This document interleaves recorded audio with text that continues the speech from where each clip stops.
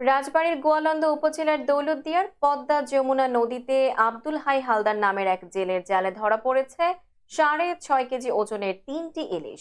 বগুড়ার এক প্রবাসী ক্রেতা মাছ তিনটি সামাজিক যোগাযোগ মাধ্যমে পাইকারের কাছ থেকে 26,000 টাকা দিয়ে কিনে নিয়েছেন বলে জানা গেছে।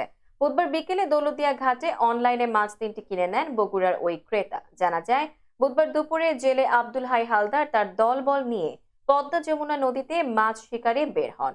বিকেলের দিকে তাদের জালে 3টি বড় সাইজের ইলিশ ধরা পড়ে। তারা সন্ধ্যায় দৌলতদিয়ার 5 নম্বর ফেরিঘাটে নিয়ে মাছ তিনটির ওজন করে দেখেন 6 কেজি 500 গ্রাম। পরে ফেরিঘাটের মাছ ব্যবসায়ী সম্রাট শাহজাহান শেখ জেলে আব্দুল হাইয়ের কাছ থেকে সরাসরি মাছগুলো 3,800 টাকা কেজি দরে 24,700 টাকা দিয়ে কিনে নেন। শাকিল সোহান মৎস্য আড়তের মালিক সম্রাট শাহজাহান শেখ বলেন, পদ্মার বড় ইলিশের চাহিদা অনেক, ক্রেতাও রয়েছে ভালো।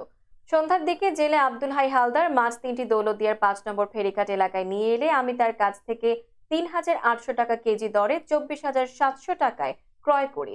পরে নিজের ফেসবুক পেজে মাছের ছবি দিয়ে একটি পোস্ট করলে কিছুক্ষণ পর এক লন্ডন প্রবাসী ভাই আমার সঙ্গে ফেসবুকে যোগাযোগ করে বগুড়ায় তার আত্মীয় স্বজনের জন্য মাছ তিনটি 4,000 টাকা কেজি দরে মোট 26,000 টাকায় কিনে নেন। পরে আমি আমার লোক দিয়ে মাছ তিনটি বগুড়ায় তার বাড়িতে পাঠাই।